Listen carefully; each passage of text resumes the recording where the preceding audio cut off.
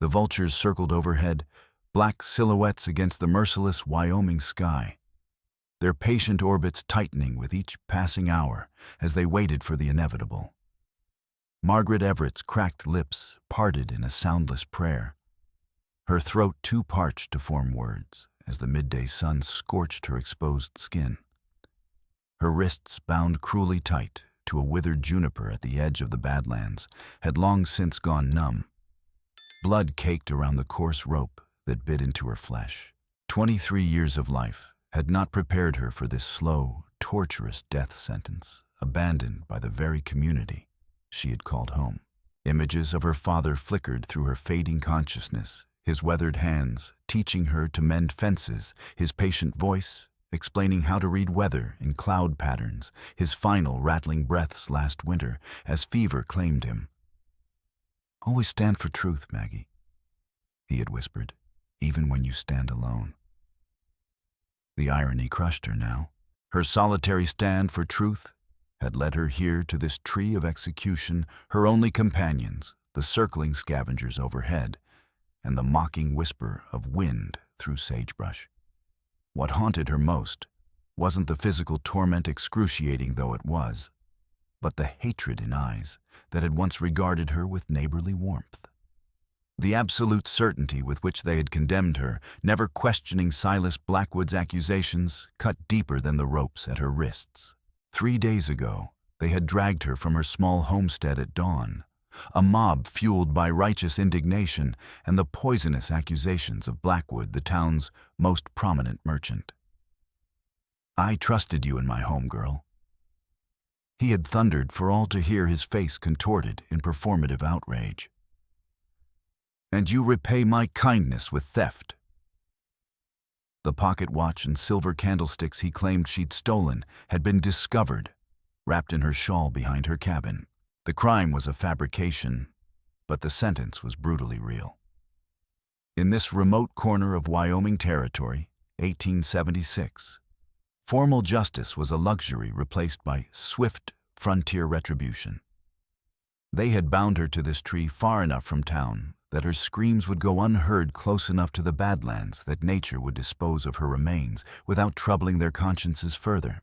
What the townspeople didn't know, what Margaret carried like burning coal in her chest, even as her strength ebbed away, was the true reason for her condemnation.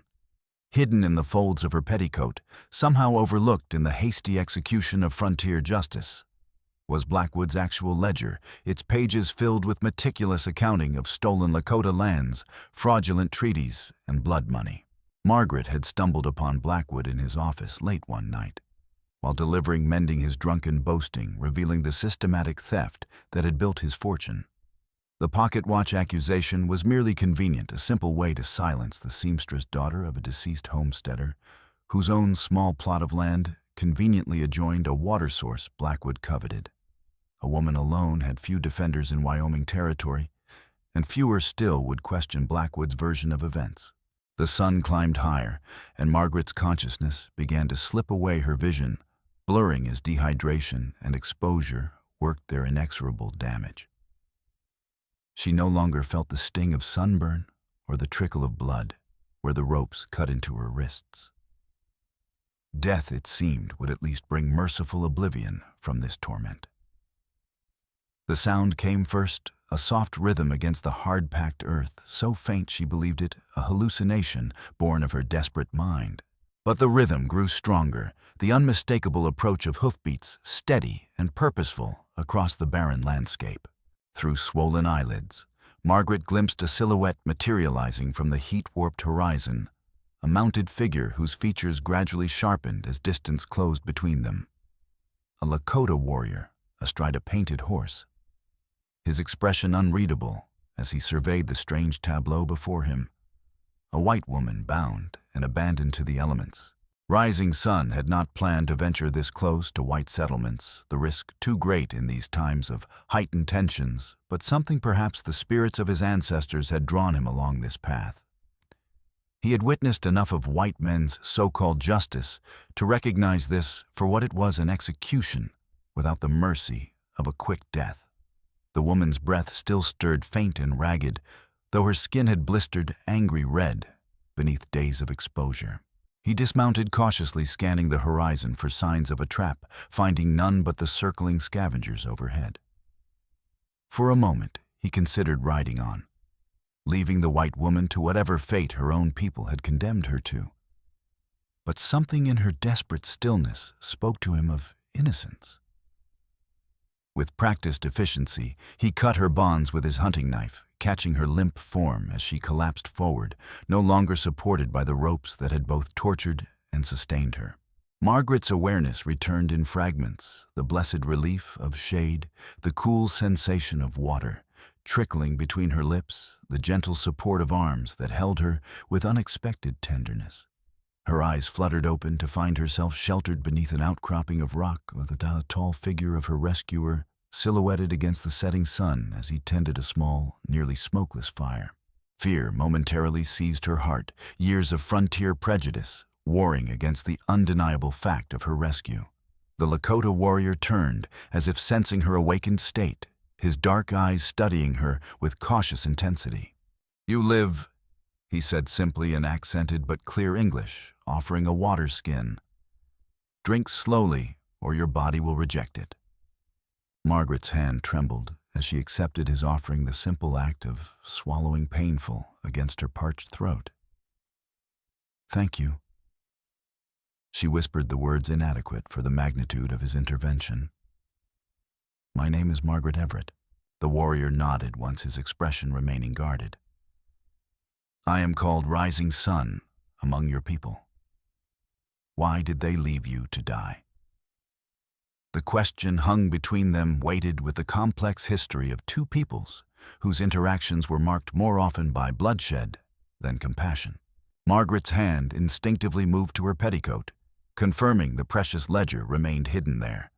"Because I discovered something a powerful man wanted kept secret," she said, her voice gaining strength despite her physical weakness. "Something that proves he has been stealing your people's land through false treaties and bribes." Rising Sun's expression hardened, his jaw tensing as he processed her words. "Show me," he demanded, his voice low but urgent. With trembling fingers, Margaret withdrew the leather-bound ledger from its hiding place, its pages crinkled from sweat and exposure, but the damning entries still clearly legible. Rising Sun took the book, leafing through pages of meticulous accounting, each entry representing another piece of Lakota heritage stripped away through deception. The sacred Black Hills, their hunting grounds, and the valleys where generations of his people had lived in harmony with the land, all reduced to dollar figures and property stakes. "These are sacred lands," he said finally, his voice tight with controlled anger. "The place where the Great Spirit speaks to my people. This man trades what was never his to sell." Margaret nodded weakly, understanding now the full magnitude of what she had uncovered. "He plans to sell more," she whispered. "There are maps in the back marking territories he intends to claim next." Rising Sun turned to the final pages, finding carefully drafted maps with boundaries drawn in red ink, vast swathes of Lakota territory marked for future acquisition. Among them, he recognized the hidden valley, where his own people had retreated, believing themselves safe from further encroachment, at least for a time. His decision formed instantly, hardening into resolve as he closed the ledger. "You cannot return to your town," he stated flatly. "This Blackwood will not allow you to live now that you have escaped." Margaret's heart sank, the reality of her situation crashing over her like a wave. She was an outcast, condemned by lies, with nowhere to turn. Yet something in Rising Sun's tone suggested he was not merely stating her problem, but offering a solution. "What choice do I have?" she asked, struggling to sit upright despite her weakness. Rising Sun's gaze met hers, direct and unflinching. "You come with me," he said. "We take this proof to Fort Laramie. There are honest men there, even among the blue coats, who will recognize this evil for what it is." Hope sparked in Margaret's chest, quickly tempered by reality. "They'll be hunting me by now," she said. "Blackwood won't let me simply disappear. Rising Sun nodded, his expression grim. Then we travel fast and unseen. I know paths through this land that white men have never walked. Can you ride? Margaret thought of her father's old mare, the hours spent in the saddle helping him work their modest homestead before illness had taken him the previous winter. Yes, she answered, determination threading through her exhaustion. I can ride. Dawn broke over the Badlands in streaks of amber and gold, painting the harsh landscape in momentary beauty before the punishing heat would return. Rising Sun had allowed Margaret one more night of recovery, recognizing that pushing onward too quickly might kill her as surely as the exposure had nearly done. He had treated her sun-ravaged skin with a poultice of plants known only to his people. The cooling relief immediate and profound as the mixture drew the heat from her blistered flesh. Now she sat behind him on his painted horse, her arms wrapped tentatively around his waist as they picked their way through terrain too treacherous for anyone unfamiliar with its secrets. The horse moved with sure-footed confidence, despite the double burden trained from birth to navigate the challenging landscape. Margaret fought against exhaustion, her body still dangerously weakened, but her spirit strengthening with each mile that separated her from the tree of her intended execution. Rising Sun remained vigilant, his senses attuned to the slightest shift in their surroundings, aware that Blackwood's influence extended far, and his resources were considerable. They would need to cover significant ground before reaching anything resembling safety. By midday, they had entered a narrow canyon, its high walls providing blessed shade and concealment from prying eyes. Rising Sun finally reined in the horse, dismounting with fluid grace before helping Margaret down. We rest here, he said, nodding toward a small spring that bubbled from between rocks at the canyon's edge. Drink and eat. The path ahead grows more difficult. Margaret sank gratefully to the ground, her muscles trembling with fatigue. The water from the spring tasted sweeter than any she had known, cool and clear against her parched throat. Rising Sun offered her pemmican from a small pouch at his belt, the concentrated mixture of dried meat fat and berries providing essential nourishment her body desperately needed. As strength gradually returned to her limbs, curiosity overcame her exhaustion. Why are you helping me? She asked finally, the question that had lingered unspoken between them since her rescue. I am nothing to you or your people. Rising Sun paused, considering his answer carefully. Many winters ago, when I was not yet a man, my father was killed by white settlers who believed he had stolen their horses. He said, his voice even despite the pain evident in his eyes. He had not. The true thief was one of their own, a man who later boasted of his deception when deep in whiskey spirits. My father died for another man's crime and greed. He looked directly at Margaret, his gaze intense. I saw you bound to that tree, condemned without truth, and the spirits of my ancestors whispered that your path and mine are joined in this moment. The ledger you carry may help my people keep what little remains of our sacred lands. Perhaps it will bring justice to us both. The bond of shared injustice settled between them, a fragile trust born of parallel suffering at the hands of the same corrupted power. Margaret nodded slowly, accepting his explanation and recognizing the risk he had taken in saving her. I will not forget this debt, she said simply. Rising Sun shook his head. There is no debt between those who stand against the same enemy. Their moment of understanding was shattered by the distant sound of voices, echoing through the canyon walls, the unmistakable cadence of men on horseback approaching from the direction they had come. Rising Sun moved with sudden urgency, gathering their few belongings. They have found our trail sooner than I expected, he said, his tone grim. Blackwood must have skilled trackers in his employ. Margaret felt fear clutch at her throat, and the memory of her near death at the juniper tree still viscerally fresh. Rising Sun gripped her shoulders, his expression intense. Listen carefully. There is a path hidden behind the spring, narrow but passable. Follow it until it opens to a circle of standing rocks. Wait for me there. Margaret shook her head, panic rising. What about you? Rising Sun's mouth set in a determined line. I will lead them away from your trail, then circle back when it is safe. Before she could protest further, he pressed his hunting knife into her hand and the bone handle smooth against her palm.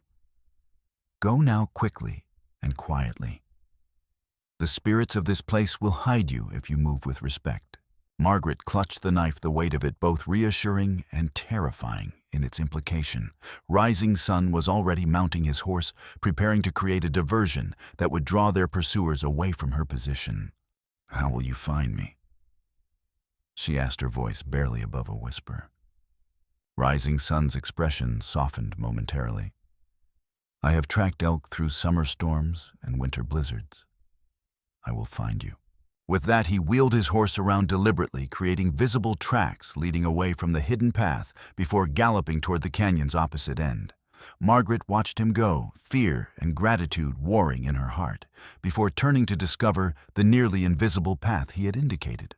True to his word, a narrow fissure in the rock wall behind the spring revealed a passage barely wide enough for a person to slip through sideways. Steeling herself against claustrophobia, Margaret squeezed into the opening, the coolness of stone pressing against her from both sides as she edged deeper into the mountain's secret pathway. The passage twisted and turned, occasionally opening into wider sections before narrowing again, a natural maze within the earth itself. Margaret lost track of time as she navigated the dim corridor, guided only by the faint light filtering through occasional cracks in the ceiling and the smooth stone beneath her feet, worn by centuries of water flow. Just as she began to wonder if she'd somehow taken a wrong turn in the labyrinthine passage, the distant sound of rushing water reached her ears. The passage widened slightly, allowing her to move more freely, but the sound grew louder with each step until it transformed from gentle burbling to the unmistakable roar of a substantial waterfall. The path curved sharply, opening suddenly onto a narrow ledge alongside a thundering cascade of water that plunged at least 60 feet into a churning pool below. Margaret pressed herself against the rock wall, momentarily overwhelmed by the unexpected obstacle. The ledge she stood on continued behind the waterfall, a precarious path no more than 18 inches wide, slick with constant spray.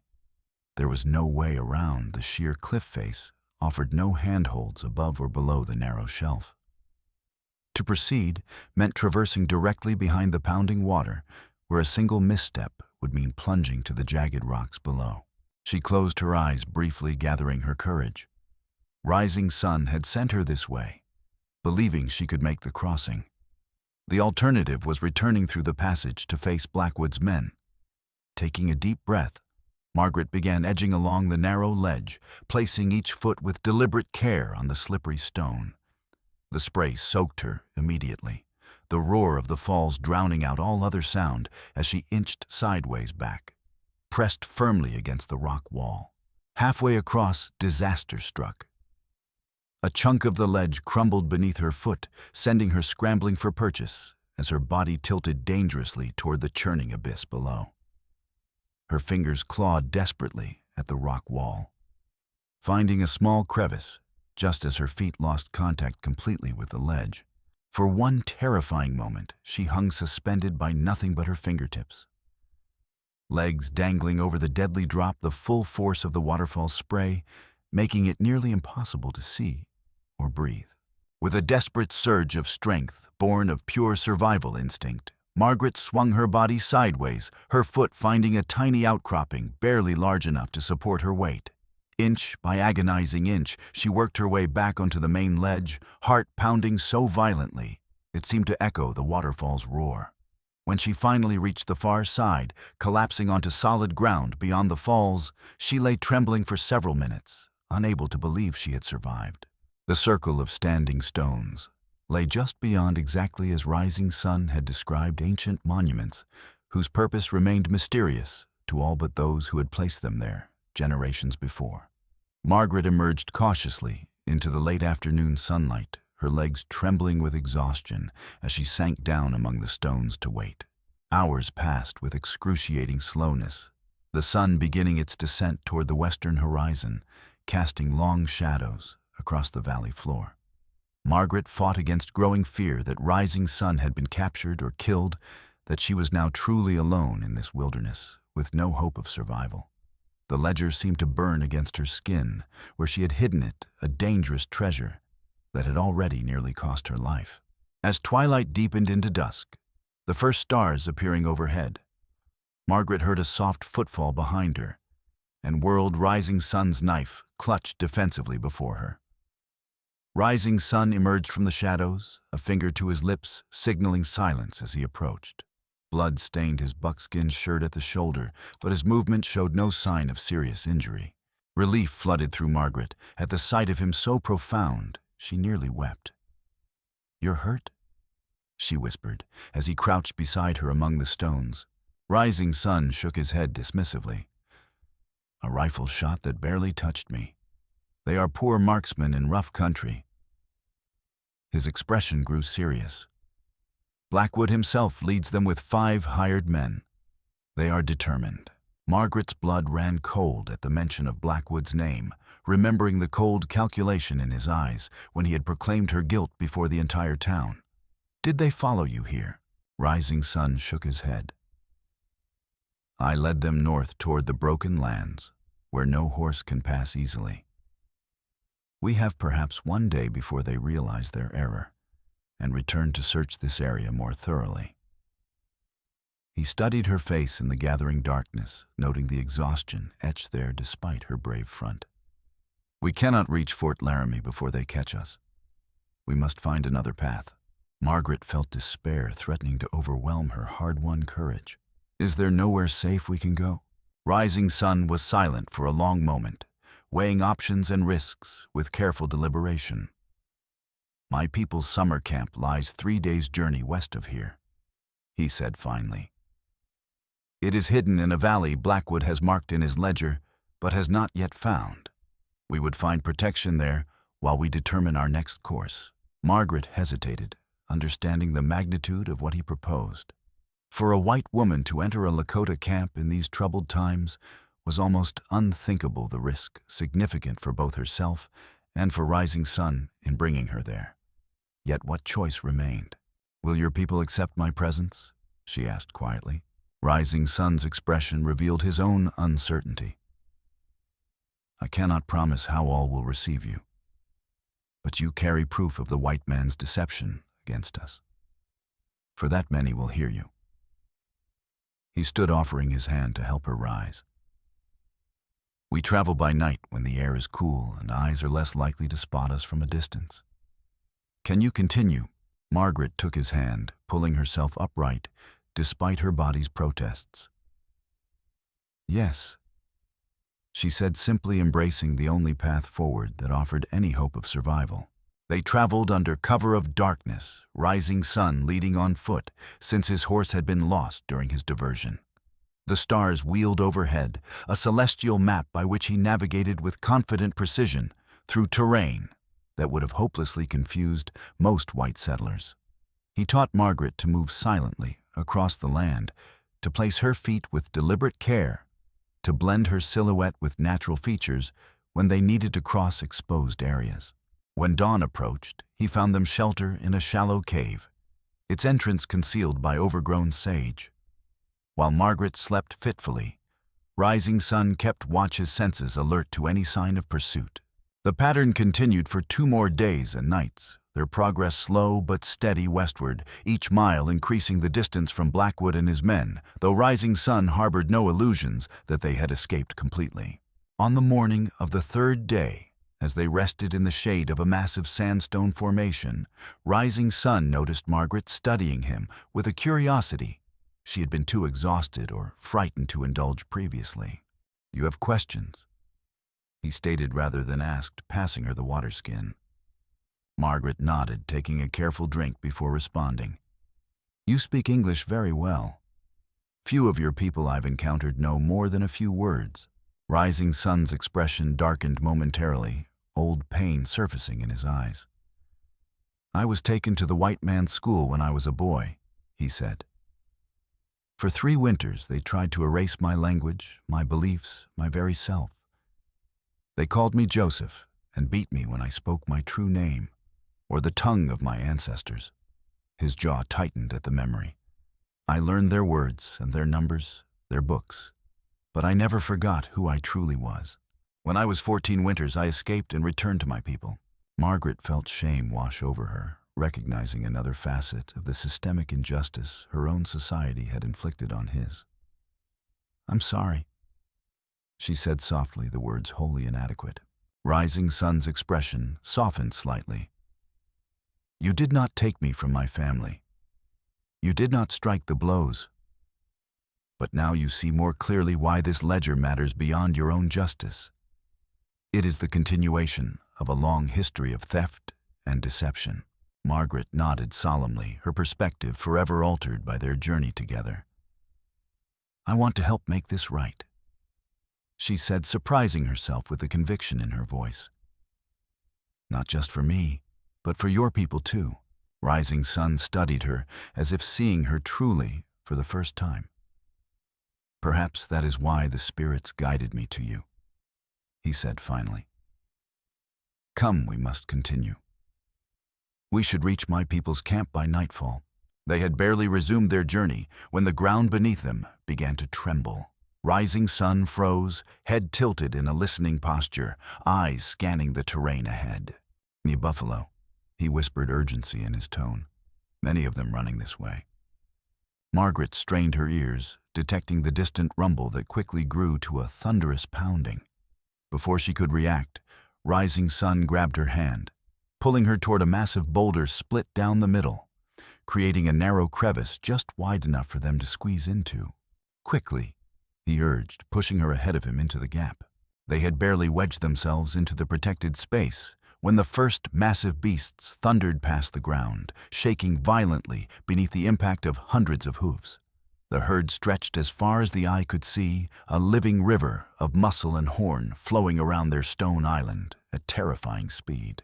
Margaret pressed herself deeper into the crevice, her back against Rising Sun's chest, his arms protectively encircling her, as the buffalo stampede continued for what seemed an eternity.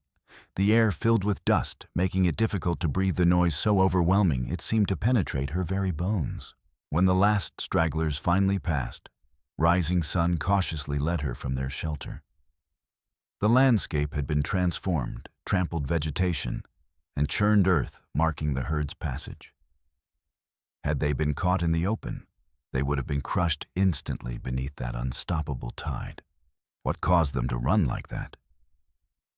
Margaret asked, still trembling from their narrow escape. Rising Sun's expression was troubled as he surveyed the horizon. "Buffalo do not stampede without reason.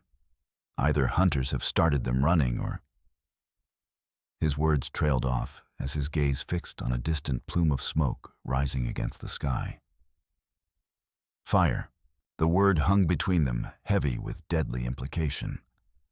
Prairie fires moved faster than a horse could run, consuming everything in their path with insatiable hunger. Rising Sun's eyes narrowed as he studied the smoke's direction and the wind patterns.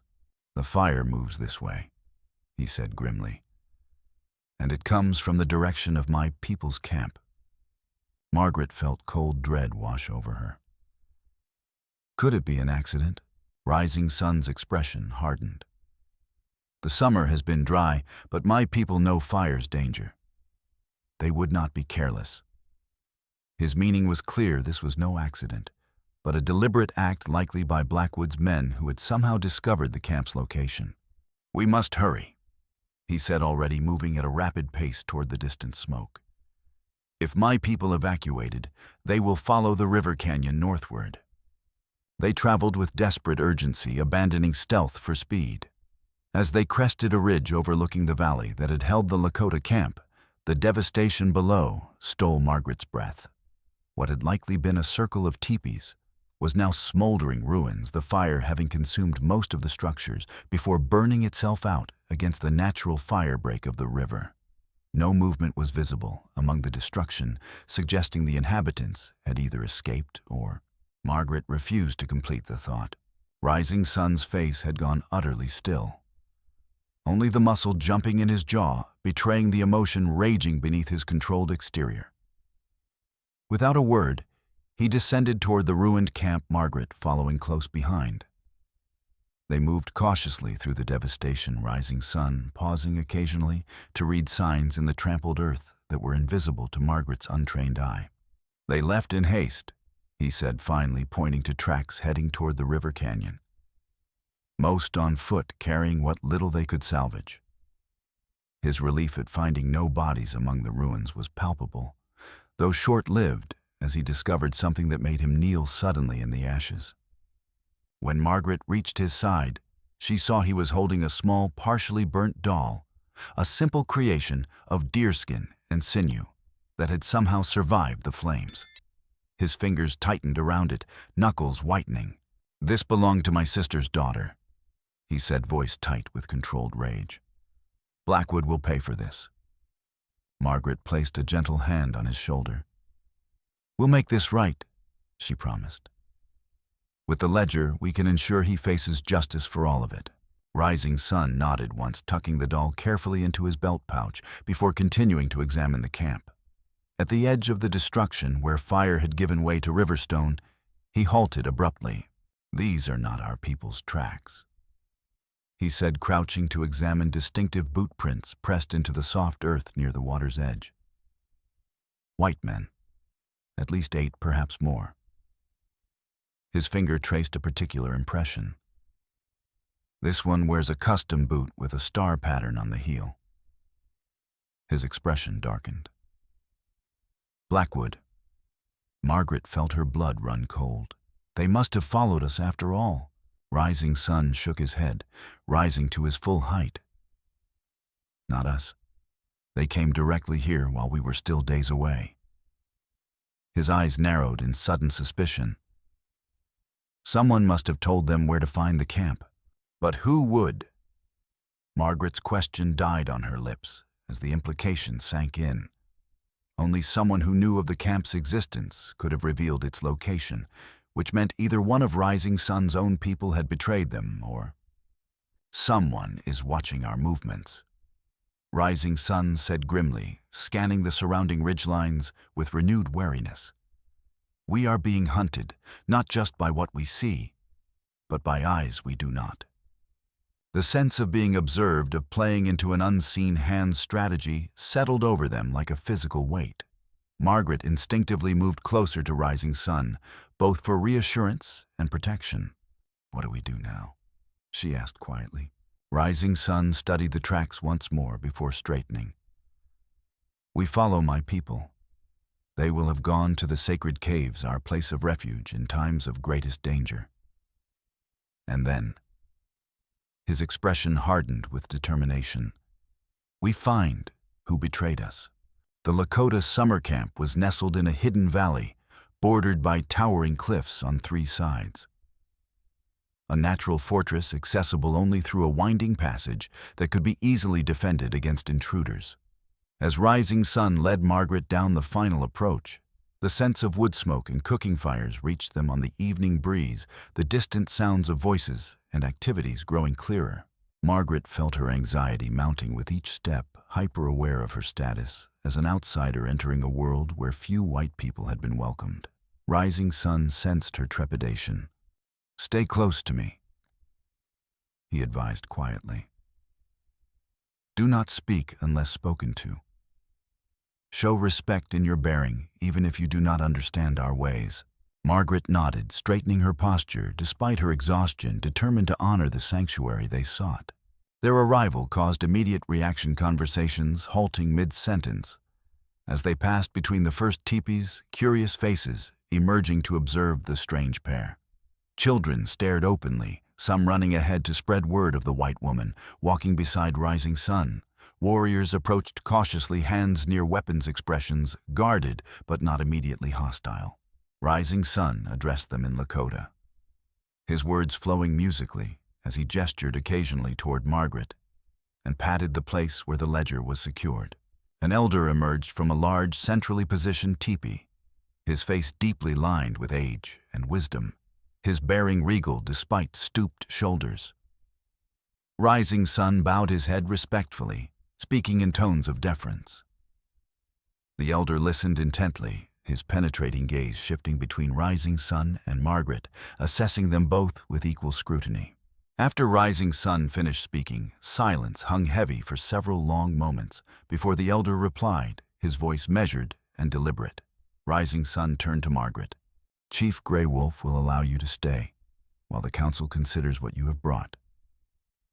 You will be given food and a place to rest."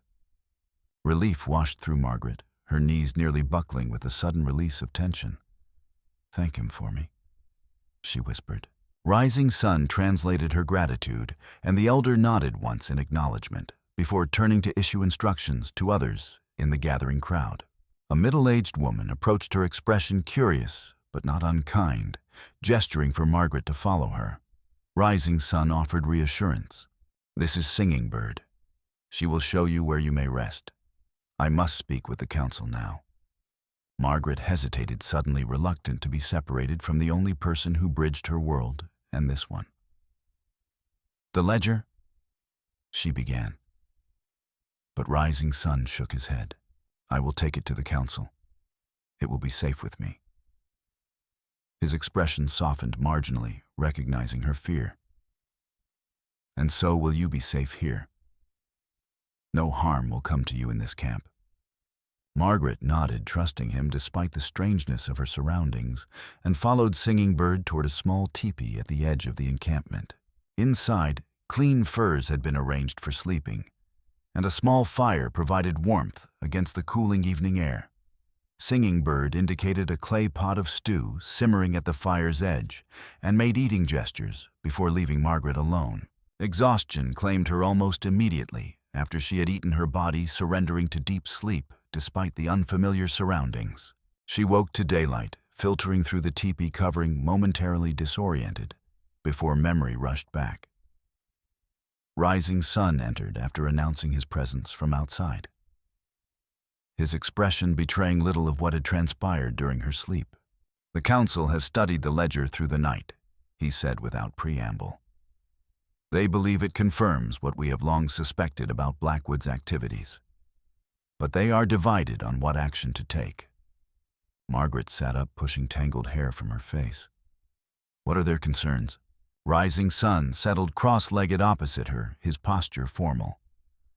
"Some believe we should take this evidence to Fort Laramie, as you suggested that some white authorities might enforce their own laws against Blackwood's corruption. Others argue that white courts have never delivered justice to our people before, so why would they start now?" He paused, studying her reaction. "Some suggest a more direct approach to stopping Blackwood." Margaret understood the implication, a chill running through her. "Violence would only bring the cavalry down on your people," she said quietly. "That can't be the answer." Rising Sun nodded, a hint of approval in his eyes at her assessment. "That is what I told them. But the young warriors grow tired of watching our lands shrink, with each season our hunting grounds fenced off, our sacred sites desecrated. They see little reason to trust in white man's justice." Margaret couldn't argue against their skepticism, having herself been the victim of its failure. Yet something else nagged at her mind, a realization forming slowly.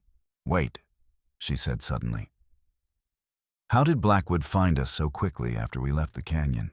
He shouldn't have been able to track us through that passage." Rising Sun's expression darkened.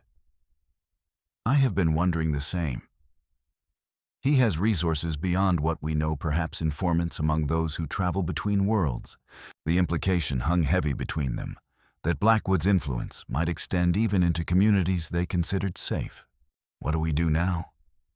Margaret asked, the weight of their situation settling on her shoulders anew. Rising Sun was silent for a moment, weighing his words carefully. "The council has agreed that the ledger must be preserved as evidence, but they remain undecided about our next steps. In the meantime, we have scouts watching all approaches to the valley. If Blackwood's men draw near, we will have warning." He hesitated before continuing. "There is something else you should know.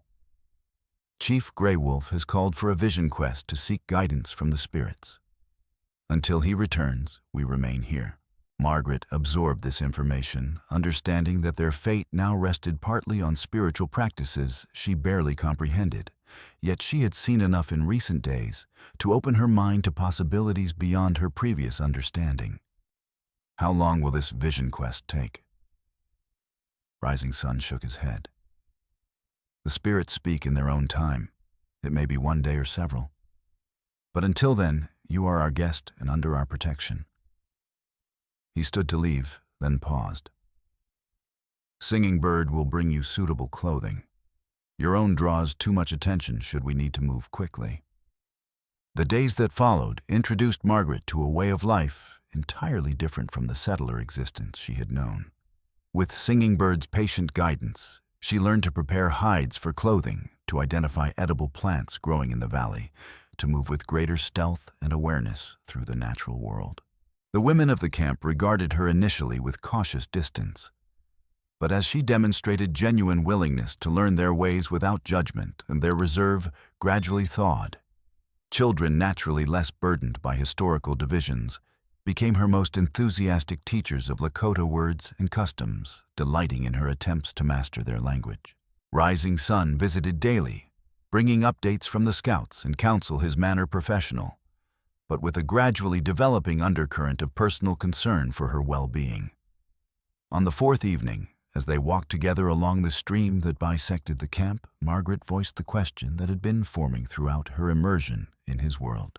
That your people live in harmony with this land, in ways mine never considered. Why did we not learn from you, instead of trying to conquer?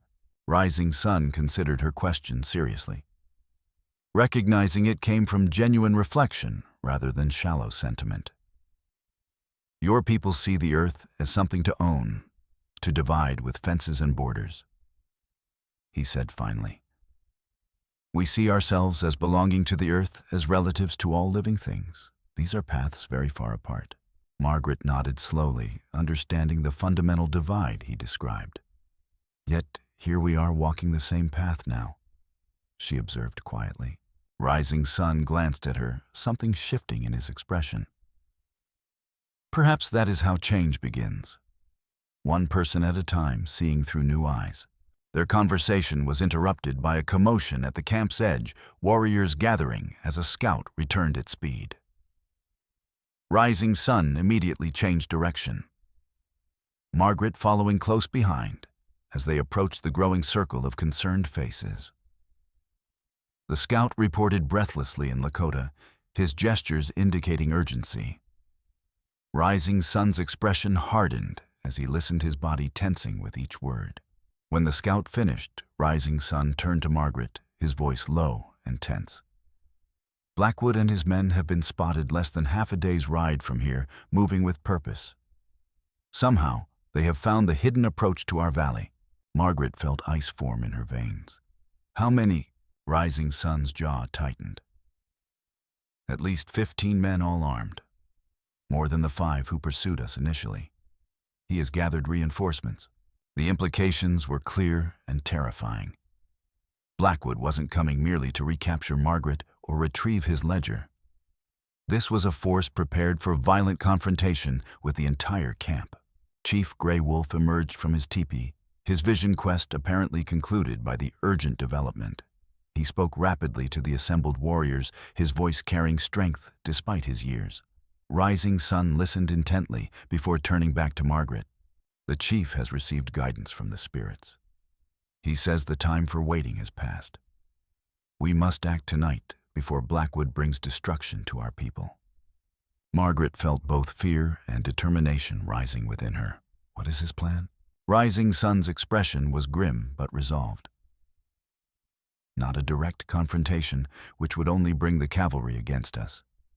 Instead, we will take the evidence to those who can use it against him properly. He paused, studying her face. Chief Gray Wolf believes there is one white man who might help us, a government agent named Thomas Walsh, who has shown fairness to our people in the past. He is currently at Fort Laramie, but we cannot approach the fort directly without risking arrest. Margaret processed this information quickly, her mind working through possibilities. I could go, she offered. I'm already considered a criminal by Blackwood, but other settlers don't know my face. I could get into the fort and find this Walsh. Rising Sun shook his head immediately. Blackwood will have spread word about you by now. You would be recognized and captured before reaching Walsh. His expression softened slightly. Your courage is noted, but another path must be found. A young warrior stepped forward, speaking urgently to Rising Sun and Chief Grey Wolf. After a brief exchange, Rising Sun turned back to Margaret, new purpose in his expression. Swift Deer suggests we use Blackwood's approach against him. He and I will draw off Blackwood's men while you and 2 others take the ledger north through Hidden Pass. There is a trading post there, run by a French-Canadian, who has no love for men like Blackwood. He could get word to Walsh. Margaret considered the plan, recognizing both its risks and potential. Will this man help us? Rising Sun nodded. Pierre Lacroix has traded fairly with the Lakota for many winters. He has seen what men like Blackwood do to both our peoples. If anyone will help, it is him. Chief Grey Wolf spoke again, his tone carrying finality. Rising Sun translated. We move within the hour. Gather only what you need for 2 days' travel. Singing Bird will prepare you. As the camp burst into organized activity, Margaret realized how completely her fate had become entwined with the Lakota people's survival.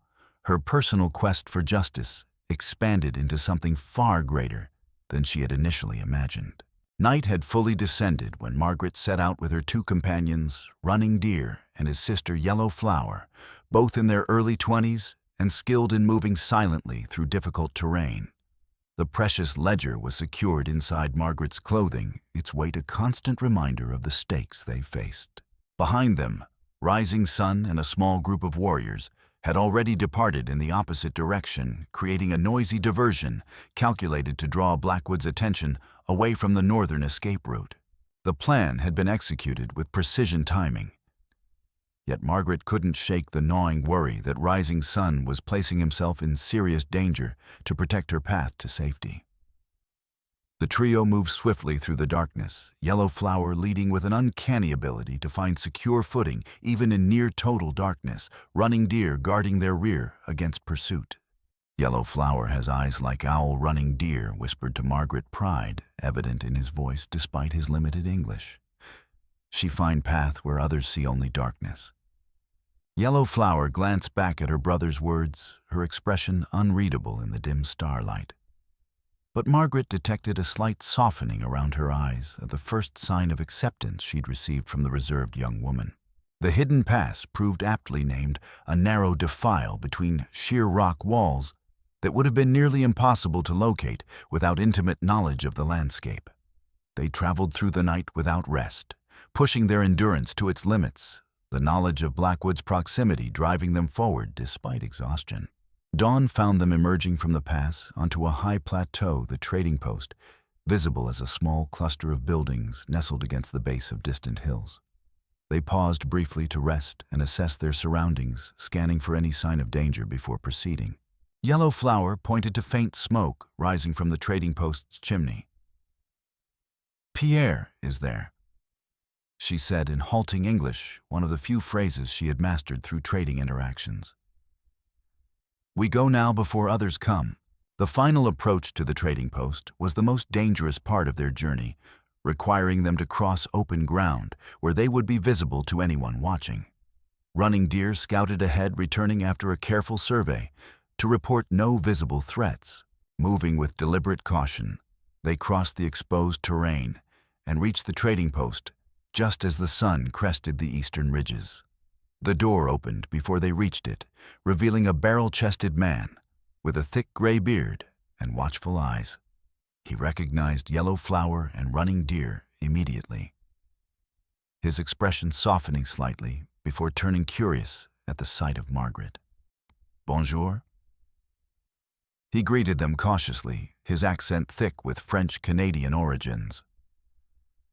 This is unexpected company, none come inside quickly. Once the door closed behind them, Pierre Lacroix regarded Margaret with undisguised curiosity.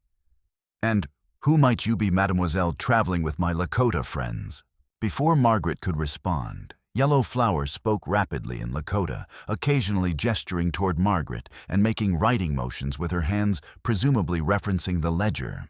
Pierre listened intently, his expression growing darker with each passing moment.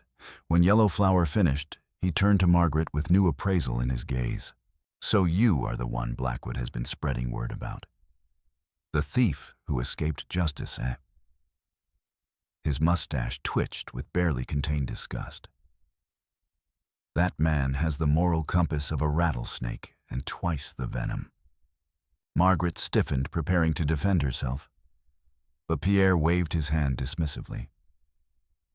Do not worry, ma chère. I know Silas Blackwood for what he is, a snake who has been poisoning relations between whites and Indians for years with his greed. He gestured toward a rough-hewn table. Show me this ledger they tell me you risked your life to preserve. With careful movements, Margaret withdrew the leather-bound book from its hiding place, laying it open on the table. Pierre pulled an oil lamp closer, studying the entries with growing disgust evident in his features. Merde, he swore softly. This is worse than I thought.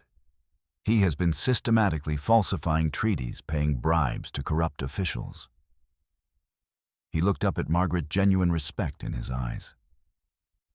You understand what you have here. This is enough to ruin him completely, possibly even send him to prison. Margaret nodded slowly. That's why we need to get it to Agent Walsh at Fort Laramie. Rising Sun says he might be the one honest official who would act on this evidence. Pierre stroked his beard thoughtfully. Thomas Walsh, he is a good man. One of the few Indian agents who treats the tribes with actual respect. His expression grew cautious. But getting this to him will not be simple. Blackwood has friends at the fort, soldiers and traitors in his pocket. And you, mademoiselle, have a price on your head now. Blackwood has offered a substantial reward for your capture, claiming you stole more than his pocket watch, but also army documents of strategic importance. Margaret's blood ran cold at this new fabrication. Blackwood was cleverly positioning her as not merely a thief, but potentially a traitor, further limiting her options for seeking justice through official channels.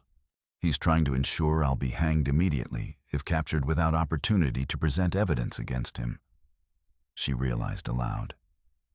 Exactement, Pierre exclaimed, tapping the table for emphasis. The man thinks like a snake, but is not stupid. This is why you cannot go to the fort yourself. He paced the small trading post deep in thought while Running Deer and Yellow Flower conferred quietly in their native tongue. Finally, Pierre stopped, decision formed in his weathered features. I will take the ledger to Walsh myself. I make regular trading journeys to Fort Laramie, and no one questions my presence there. Blackwood's men do not watch me as they would a Lakota or a strange white woman. Margaret hesitated, reluctant to relinquish the evidence that had already cost her so much. How can we be sure Walsh will act on it, that Blackwood won't simply bribe him to? Pierre's expression softened slightly. Walsh lost his wife and child to illness 3 winters ago, when the Indian agency refused proper medicines to the reservation he supervised. He blamed the corruption that diverted those supplies elsewhere, and has been quietly building cases against men like Blackwood ever since. This ledger will be like gold in his hands, the proof he has sought for years. Margaret felt the weight of decision pressing upon her, aware that Yellow Flower and Running Deer were watching her intently, waiting to see if she would trust their friend with their people's best hope for justice. When would you go? She asked finally. Pierre glanced toward the window, assessing the growing daylight.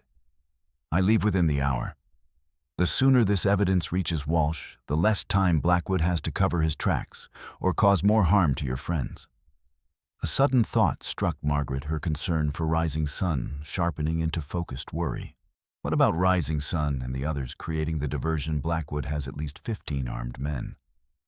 If they're caught, Pierre's expression turned grave. Rising Sun is the most skilled warrior among his people. If anyone can outmaneuver Blackwood's men, it is him. But yes, the danger is real. He moved to a trunk in the corner, extracting a folded map which he spread across the table. Your friends likely led Blackwood south toward Devil's Canyon. If they succeed in their diversion, they will circle back toward this location by following Eagle Creek to the north. He traced the route with a weathered finger. The best thing you can do now is wait here. I will return from Fort Laramie in 3 days, if all goes well. Yellow Flower spoke suddenly in her limited English, pointing to the window. "Riders coming," she said urgently, her keen eyes having caught movement on the distant plain. Pierre moved swiftly to the window, cursing under his breath as he confirmed her sighting. 3 men approaching from the east. Not Blackwood's main force, but likely scouts. He turned to Margaret and the 2 Lakota with decisive authority. "Quick into the cellar. I have a hidden space beneath the storehouse where I keep items too valuable to display." He lifted a trap door concealed beneath a worn bear pelt, revealing a steep ladder descending into darkness. "Go now, all of you. Make no sound until I return for you." Margaret hesitated only briefly before descending, followed by Yellow Flower and Running Deer. Pierre lowered the trap door and replaced the bear pelt just as the sound of approaching hoofbeats became audible outside the trading post. In the musty darkness, Margaret pressed herself against the earthen wall, her heart hammering in her chest as she strained to hear what transpired above. The muffled sound of men's voices filtered through the floorboards, Pierre's jovial trader persona, evidently in full performance as he greeted the newcomers with practiced hospitality. "Gentlemen, what brings you to my humble establishment so early in the day? Looking for supplies? Perhaps I just received a shipment of excellent tobacco from St. Louis." Pierre's voice boomed dramatically different from his usual measured tones. A gruff voice responded suspicion, evident even through the muffled quality. "We're looking for fugitives. A white woman traveling with Indians. Seen anything like that? A white woman with Indians, mon Dieu, that would be something to see out here. But no, I'm afraid my only visitors have been the occasional Shoshone hunter trading furs. No white women for many months." Heavy footsteps moved across the floorboards, above the unmistakable sound of men conducting a search. Margaret held her breath, acutely aware that discovery would mean death not just for her, but likely for Yellow Flower and Running Deer as well. Minutes stretched into what felt like hours, the tension in their hiding place growing with each passing moment.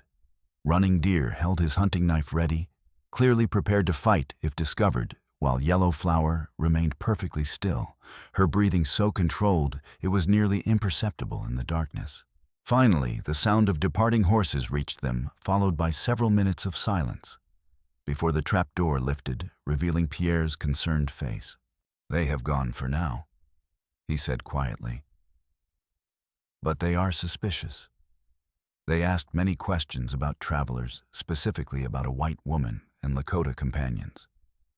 He helped them climb back into the main room, his expression grim.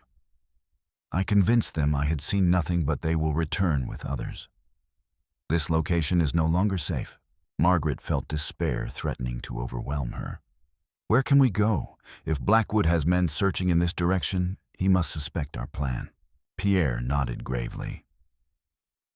The diversion was not entirely successful. Blackwood split his forces, sending most after rising sun, but dispatching these scouts toward known routes away from the Lakota camp. He returned to the map, studying it intently. "There is a place, an old trapper's cabin in the high country, about half a day's journey west of here. Few know of it, and the approach is difficult to track. You 3 should head there immediately, while I take the ledger to Fort Laramie." Margaret shook her head firmly. "No, I'm not separating from the ledger. It's the only proof we have." Pierre began to argue, but something in her expression stopped him. After a moment's consideration, he nodded slowly. "Very well. Then we must find another way to get word to Walsh." He turned to Running Deer, speaking rapid Lakota.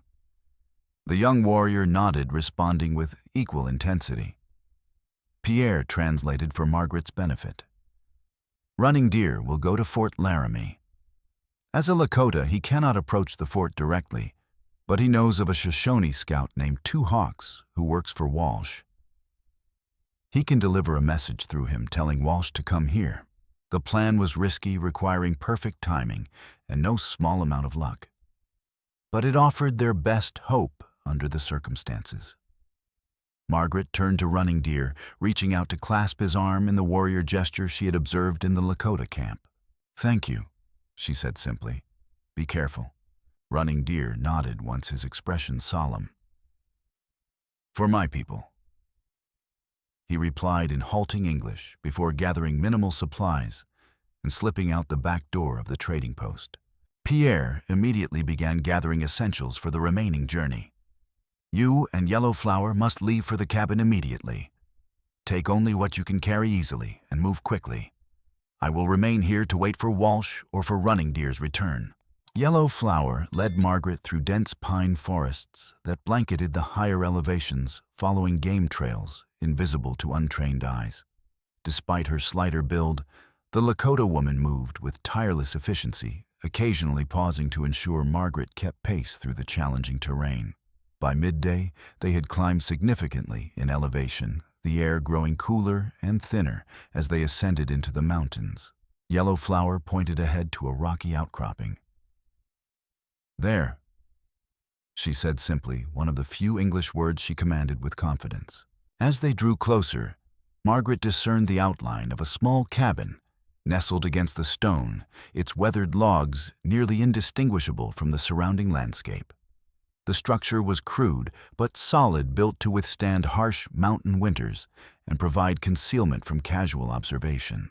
Inside, a simple hearth, rough-hewn furniture, and basic provisions awaited evidence of Pierre's occasional use of this remote hideaway. Yellow Flower immediately set about checking the chimney flue and gathering kindling for a small fire, her movements practiced and efficient despite the unfamiliar setting. Margaret sank onto a wooden stool, the physical and emotional exhaustion of their journey finally catching up with her. The ledger remained secure against her body, its presence both burden and purpose. As Yellow Flower coaxed a small flame to life in the hearth, Margaret found herself studying the young Lakota woman with new appreciation. Despite the language barrier between them, Yellow Flower had shown remarkable courage, skill, and loyalty throughout their ordeal. "Thank you," Margaret said softly, knowing the words themselves might not be understood, but hoping her tone conveyed her genuine gratitude. Yellow Flower looked up from the fire, her dark eyes meeting Margaret's for a long moment before she nodded once in acknowledgement. Through gestures and their limited shared vocabulary, they established a plan for the coming hours, taking turns keeping watch while the other rested. Margaret insisted on taking the first shift, knowing that Yellow Flower had expended more energy leading their difficult journey. As Yellow Flower settled onto a bed of furs in the corner, Margaret positioned herself near the cabin's single window, her gaze scanning the forested slopes below for any sign of movement. Hours passed in vigilant silence, the afternoon light gradually softening as the sun began its descent toward distant peaks. Margaret's thoughts turned repeatedly to Rising Sun, wondering if he had escaped Blackwood's pursuit, if he was safe or wounded or worse. She found herself recalling details of his face, the quiet intensity of his gaze, the rare moments when his stoic expression had softened into something approaching warmth. Their journey together had been brief but transformative, forcing her to confront prejudices she hadn't realized she harbored, and opening her eyes to truths about her own society she could never unknow. The sound of Yellow Flower stirring behind her interrupted these reflections. The Lakota woman rose silently, gesturing that she would take over the watch. Margaret relinquished her position gratefully, her body aching with fatigue as she settled onto the fur bedding still warm from Yellow Flower's rest. Sleep claimed her almost instantly, deep and dreamless after days of constant tension. She woke to Yellow Flower's hand pressed urgently against her mouth, the Lakota woman's expression tense as she gestured for complete silence. Dawn light filtered weakly through the cabin window, revealing nothing immediately amiss, but Yellow Flower's posture conveyed unmistakable alarm. She pointed toward the door and made a gesture of listening. Margaret strained her ears, detecting after several seconds the faint sound of footsteps crunching through the underbrush outside. Yellow Flower pulled Margaret toward the rear of the cabin, indicating a small trapdoor concealed beneath a bearskin rug similar to Pierre's hidden cellar.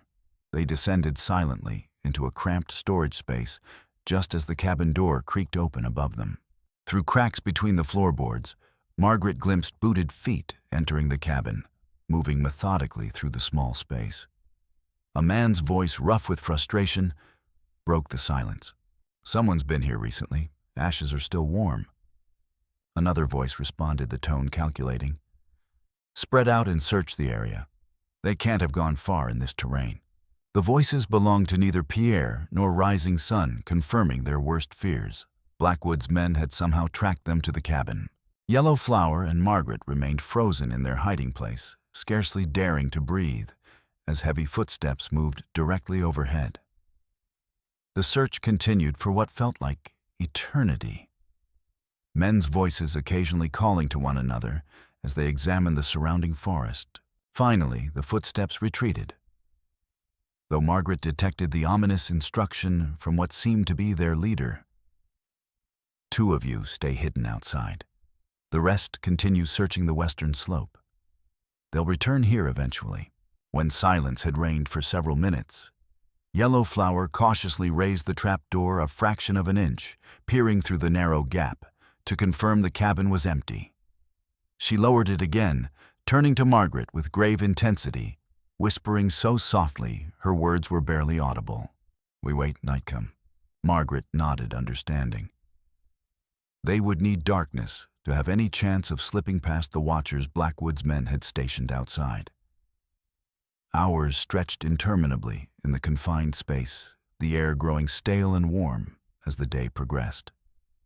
Margaret's limbs cramped painfully, but she dared not shift position, for fear the slightest sound might betray their presence.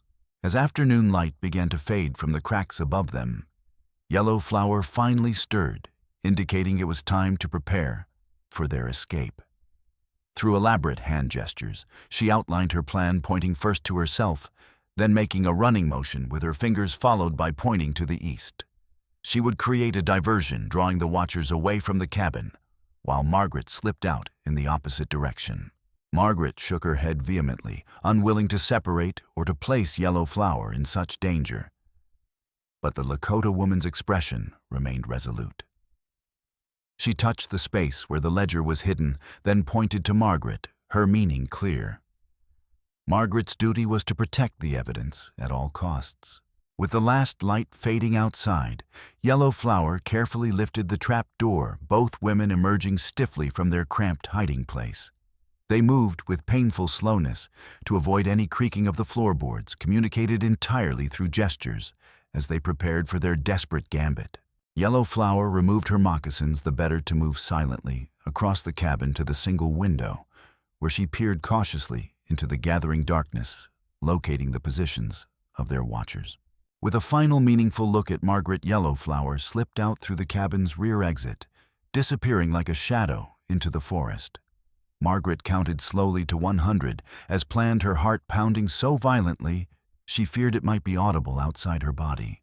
Right on cue, a sudden commotion erupted from the eastern slope. Yellow Flower, deliberately making enough noise to draw attention without risking capture. Male voices shouted in alarm, followed by the sound of running feet crashing through underbrush in pursuit. Margaret seized her moment, slipping out the cabin door and immediately pressing herself against the exterior wall, scanning for any remaining watchers. Seeing none, she darted in the western direction. Yellow Flower had indicated moving as quickly as she dared through the darkening forest.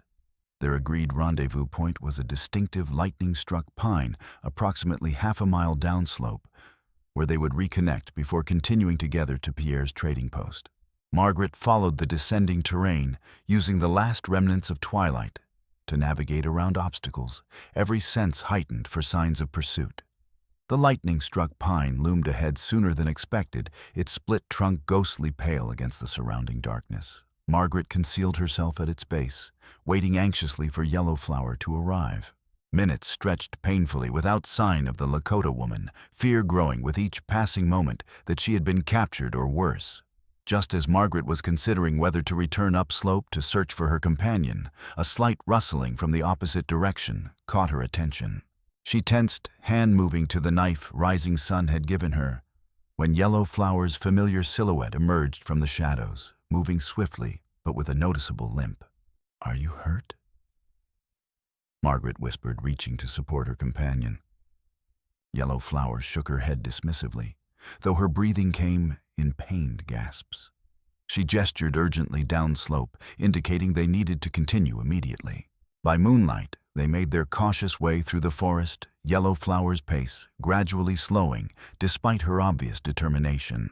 Eventually, Margaret insisted they pause, gesturing for Yellow Flower to let her examine the injury.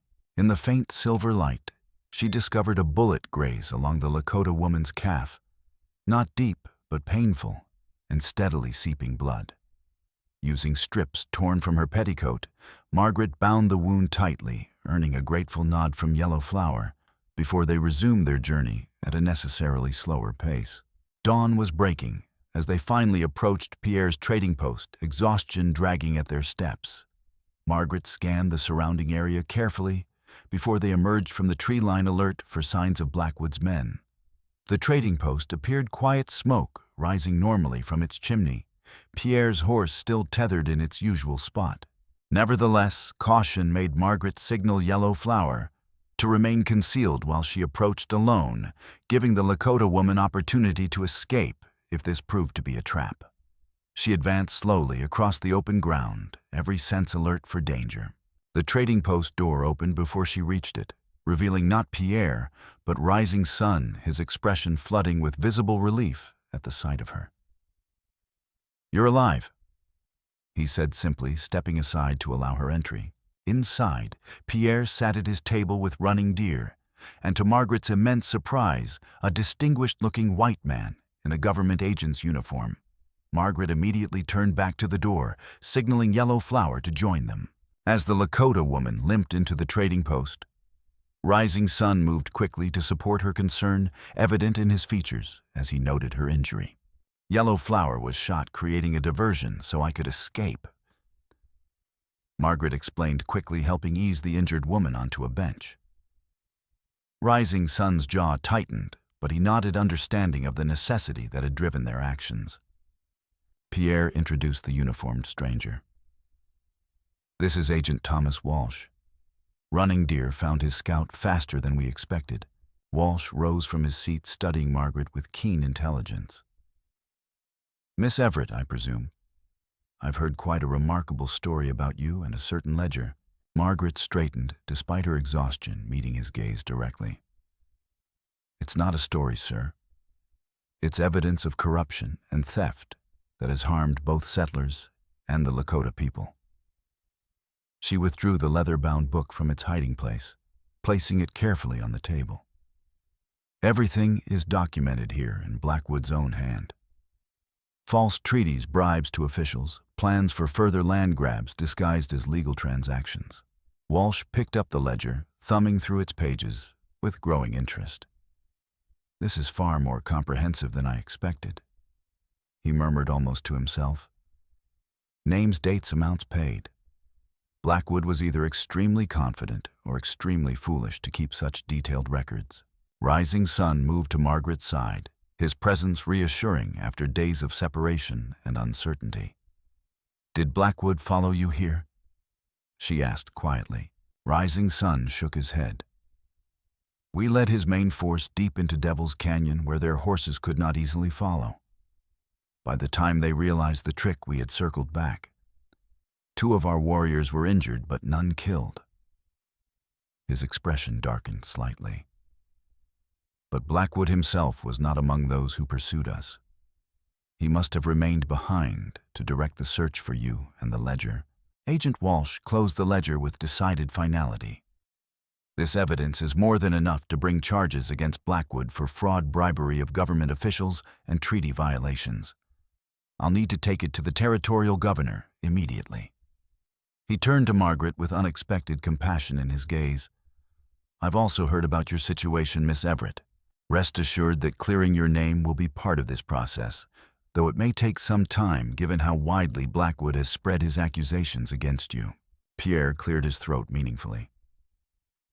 Time which may be in short supply, mon ami. Blackwood's men were searching the high country as recently as yesterday. They may already be on their way here. Walsh straightened his uniform jacket, his expression suddenly distant and formal. In that case, we should leave at once. Something in his tone triggered Margaret's instincts. It was a subtle shift, almost imperceptible, but it reminded her eerily of Blackwood's practiced performance of righteous indignation when accusing her before the town. A glance at Rising Sun confirmed he had noticed it too. His body had tensed imperceptibly, his hand drifting closer to his knife. Pierre, however, seemed oblivious to the sudden tension, enthusiastically gathering supplies for Walsh's return journey. "I have fresh horses out back," he offered. "You and your escort can be halfway to Fort Laramie by nightfall if you leave now." "Escort?" Margaret asked carefully. "I thought you came alone, Agent Walsh." Walsh's smile didn't reach his eyes. "My men are waiting a short distance away. Standard procedure when meeting with uncertain allies." Rising Sun moved subtly, positioning himself between Walsh and the door. "You did not mention these men before." The silence that followed stretched taut as a bowstring. Walsh's hand drifted toward his coat, and for one terrible moment, Margaret thought he was reaching for a concealed weapon. Instead, he withdrew a handkerchief, dabbing perspiration from his brow with deliberate casualness. "The heat is quite oppressive today, isn't it?" He remarked, his gaze flicking briefly toward the window. "Makes a man wish for cooler shelter." The seemingly innocent comment sent a chill through Margaret.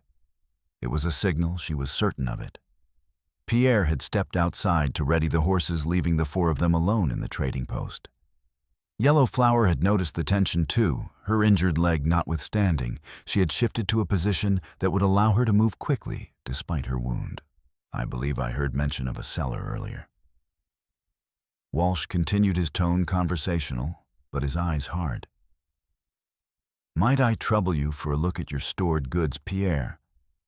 I'm particularly interested in how you keep your inventory." Before Pierre could respond, from outside, the sound of multiple horses approaching at speed broke the fragile moment. Rising Sun reacted instantly, moving to the window to assess the new threat. "Blackwood," he hissed, turning back with fury in his eyes, "and soldiers with him." Walsh's expression remained impassive, but something like satisfaction flickered in his gaze. Margaret felt the final piece fall into place with devastating clarity. "It was you," she whispered, horror dawning. "You've been working with Blackwood all along."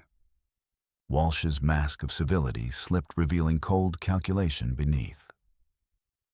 "Business arrangements, Miss Everett. Quite profitable ones detailed in that ledger you've been carrying.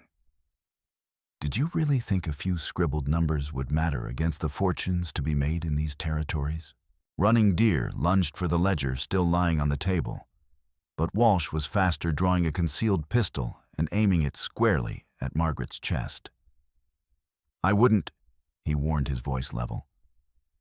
"Blackwood wants her alive if possible, but I have no such instructions regarding the rest of you." The sound of horses stopping outside, followed by men's voices, indicated their time had run out. Rising Sun's eyes met Margaret's, a silent communication passing between them. She gave an almost imperceptible nod, understanding his intent without words. In one fluid motion, Rising Sun overturned the heavy table, sending it crashing toward Walsh, just as Yellow Flower hurled a clay pot from the hearth. The combined distraction was enough. Walsh's shot went wild, splintering the wooden beam above Margaret's head as chaos erupted. Running Deer seized the momentarily exposed ledger, tossing it to Margaret as Rising Sun grabbed her arm, pulling her toward the rear exit. Yellow Flower was already limping rapidly in that direction, her injury forgotten in the urgency of escape. They burst into the open air behind the trading post, just as Blackwood's men crashed through the front entrance. Pierre stood frozen beside the saddled horses, his expression a mask of confusion, as he found himself suddenly surrounded by armed men, including Silas Blackwood himself. "Pierre," Margaret called desperation in her voice. "Run!" The trader's bewilderment transformed to shock and then to decisive action as he grasped the situation. With remarkable agility for his size, he vaulted onto the nearest horse, kicking free its tether and charging directly toward them. "Take her!" he shouted, leaping from the saddle as he neared them. "I will delay them." Rising Sun lifted Margaret onto the horse in one powerful movement, swinging up behind her as Running Deer helped Yellow Flower mount the second horse. Gunfire erupted from the trading post as Blackwood's men realized their quarry was escaping. Pierre seized a barrel of lamp oil, hurling it back toward the oncoming pursuers before striking a match. "Go to the river canyon," he shouted, tossing the flaming match toward the spreading pool of oil. The resulting explosion and fire created a momentary barrier between them and their pursuers, allowing the four fugitives to gallop away from the trading post, the precious ledger still clutched in Margaret's hands. Behind them, Pierre's last stand bought them valuable seconds that might mean the difference between escape and capture. They rode hard for over an hour, pushing the horses to their limits until reaching the steep walls of the river canyon Pierre had mentioned.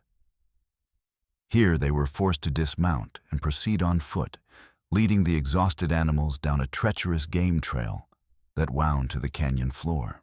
Walsh and Blackwood working together explains everything, Margaret said breathlessly as they picked their way down the slope.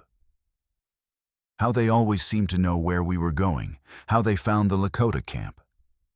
Rising Sun nodded grimly. "Walsh has access to military maps, scout reports, everything needed to track movements through this territory." His expression darkened. "And with his position, who would question his actions, a perfect shield for Blackwood's corruption."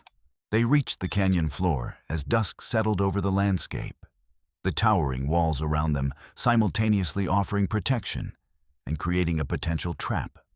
The river flowed swift and clear beside them, its constant rush masking the sounds of their movement and potentially the approach of pursuers. "What do we do now?" Margaret asked, the weight of their situation pressing down upon her. Walsh was our only hope for justice through official channels. Yellow Flower, who had been silent throughout their descent, suddenly spoke in fluent, accented English that startled Margaret with its clarity and eloquence. "Not all white men are corrupt. My father taught me your language because he believed in building bridges between our peoples." She met Margaret's shocked expression with quiet dignity. "I chose not to speak until I knew if you were trustworthy." Running Deer nodded at his sister's revelation. "The territorial governor in Cheyenne has no love for Blackwood. He has refused many of Blackwood's proposals for land deals." Rising Sun considered this new possibility. "Cheyenne is 5 days' hard ride from here across open country where we would be easily spotted. There is another option." Yellow Flower said, her voice low but determined. "The sacred caves where our people have retreated. The entrance lies 2 days upstream from here. Not even Blackwood's scouts know of it." Rising Sun's expression revealed his reluctance. "To bring outsiders there, she is no longer an outsider." Yellow Flower interrupted, gesturing to Margaret. "She has bled with us, fought with us, and the ledger she carries is our people's best hope." Margaret felt a surge of emotion at Yellow Flower's unexpected defense. This woman who had spoken barely a dozen words to her before now standing as her advocate. Rising Sun studied his companion's face for a long moment before nodding his agreement. "We go to the caves. From there we can send runners to Cheyenne through the mountain passes where Blackwood's men cannot follow." They made camp in a shallow alcove carved by centuries of river flooding, concealed by a stand of willows. Taking turns at watch, they passed an uneasy night at the distant howl of wolves, mingling with the river's constant murmur. Margaret's sleep was fragmented, haunted by images of Pierre facing Blackwood's men alone, of Walsh's betrayal of the juniper tree, where her ordeal had begun. She woke before dawn to find Rising Sun already alert, his silhouette outlined against the gradually lightening sky as he surveyed the canyon rim for signs of pursuit. "You should have woken me for my watch," she said, moving to join him. "You needed rest." He replied simply, his gaze never leaving the rim above. After a moment of silence, he added, "I have been thinking about what happens if we succeed, if Blackwood is brought to justice and the stolen lands returned." Margaret waited, sensing more to come. "There will still be a divide between your people and mine. Treaties made and broken promises that turn to dust." He turned to face her fully. "Unless there are those willing to stand in the space between worlds to speak truth to both sides." The implication of his words settled between them, a possibility neither had dared articulate before. Margaret met his gaze steadily. "When I was bound to that tree waiting to die, I promised myself that if I survived, I would never again live by others' expectations. I would follow truth wherever it led." Her voice strengthened with conviction. "I never imagined it would lead me here to this moment, to this choice." Rising Sun's hand found hers in the pre-dawn darkness, his touch tentative yet purposeful. "What is the choice your heart speaks of?" Before Margaret could respond, Running Deer appeared beside them, his expression urgent. "Horses," he whispered, pointing upstream, many of them moving fast. The peaceful moment shattered, they rushed to gather yellow flower and their meager supplies. The sound of pursuit grew clearer. With each passing minute, Blackwood had somehow tracked them to the canyon, despite their precautions. "We cannot outrun them," Rising Sun stated grimly, assessing their options. "The canyon walls are too steep to climb quickly, and Yellow Flower's injury slows us." Yellow Flower's face hardened with determination. "Then we must turn and fight." She withdrew a small leather pouch from her belt. "I carry sacred medicine. If we make our stand where the canyon narrows ahead, we can invoke the protection of our ancestors." Margaret felt a surge of dread and determination. After coming so far, she refused to surrender the ledger or their chance for justice.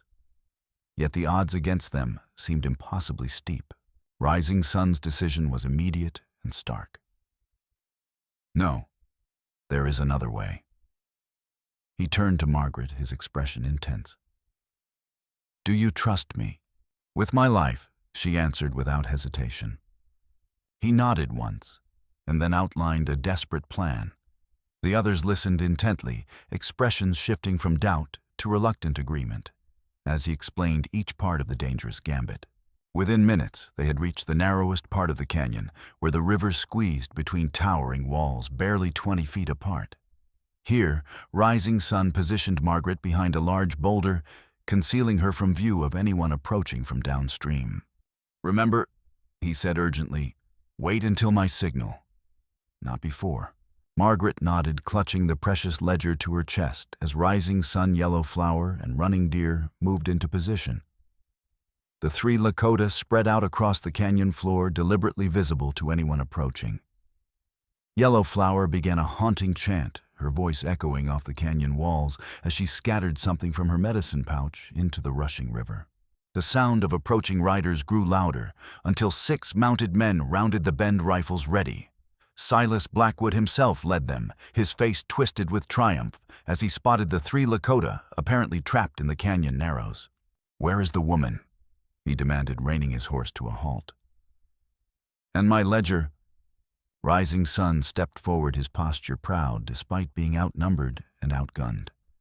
"Gone beyond your reach, Blackwood, as is the evidence of your crimes." Blackwood's laugh held no humor. "Your little scheme has failed.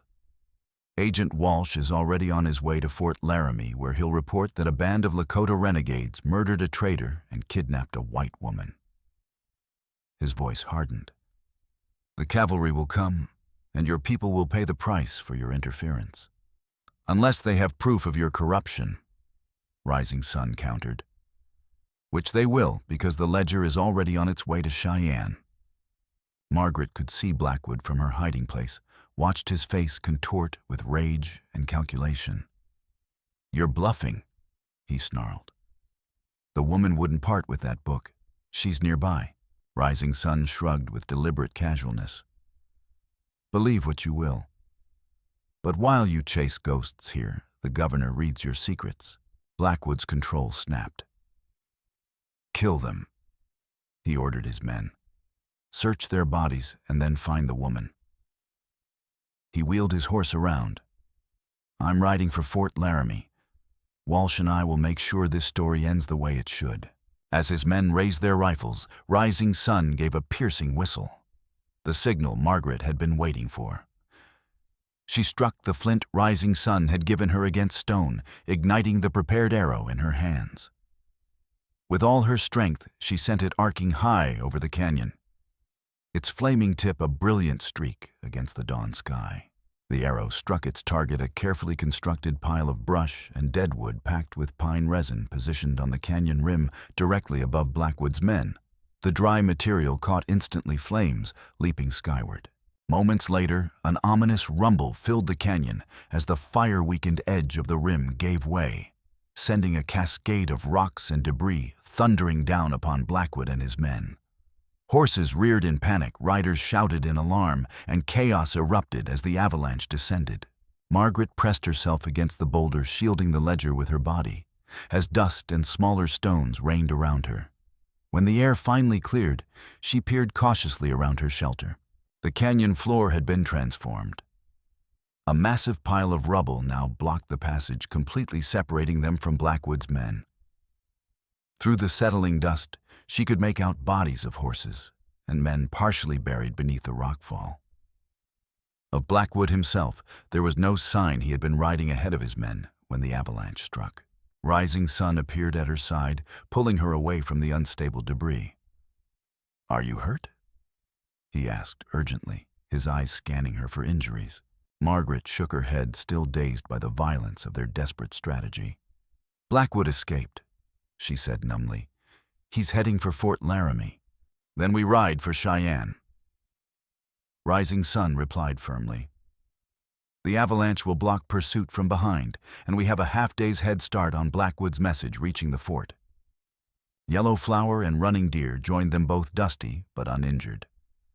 "Our horses are still tethered upstream," Running Deer reported. "The way ahead is clear."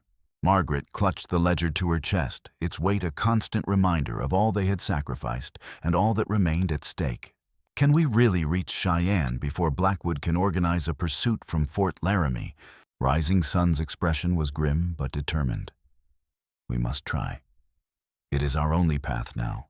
What followed was a grueling race across the Wyoming territory, pushing themselves and their horses to the limits of endurance.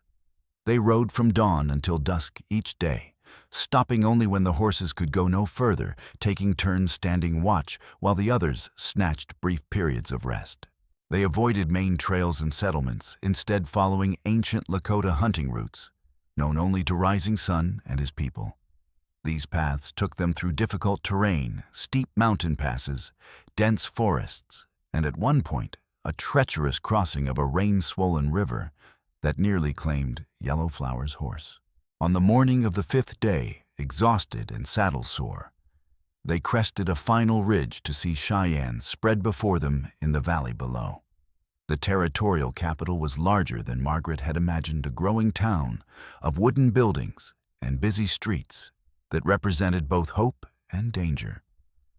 Hope for justice through the governor's authority.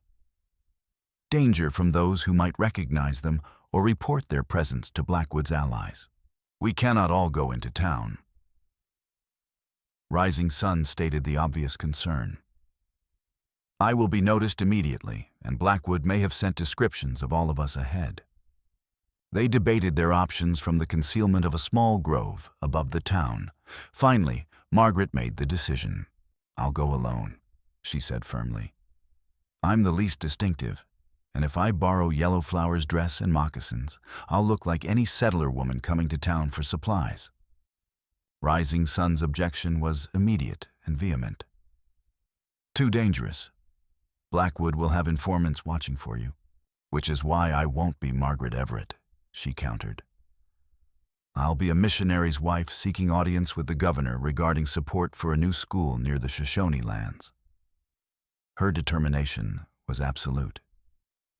This is what I was saved for, Rising Sun, to carry this truth to someone who can act on it. After further debate, they reluctantly agreed to her plan. Yellow Flower helped her dress in Lakota-made clothing that had been cleverly adapted to appear as frontier wear. They darkened her hair with mud and arranged it in a severe style that changed the shape of her face. Running Deer crafted false papers identifying her as Mrs. Sarah Miller, using skills he had learned from a former army clerk who had joined the Lakota after deserting. As dawn broke on the 6th day, Margaret prepared to descend into Cheyenne, the disguised ledger hidden in a false bottom of a basket of trail foods. Rising Sun walked with her to the edge of the grove, anxiety evident in his usually stoic features. "If you are not back by nightfall, we come for you," he said simply. Margaret nodded, understanding both the promise and the threat in his words. "I'll succeed," she replied with more confidence than she felt. "We've come too far to fail now." She had taken only 3 steps toward the town when Rising Sun called her name softly. She turned back to find him much closer than she expected, his expression stripped of its customary reserve. "When I found you bound to that tree," he said quietly, "the spirits whispered that our paths were joined for a purpose beyond what we could see. Now I understand." His hand reached out to touch her face with gentle reverence. "Whatever happens in that town, know that you have changed how I see the future between our peoples." Margaret leaned into his touch, drawing strength from this connection that defied all the barriers between their worlds. "When this is over," she promised, "we'll find that future together." With that pledge hanging between them, she turned and began the long walk down to Cheyenne, aware with each step that she carried not just a ledger of corruption, but the hopes of the people who had become her unlikely family. The territorial governor's residence was an imposing 2-story structure near the center of town. Its white-painted exterior and columned porch, mimicking Eastern architectural styles, incongruously transplanted to the frontier.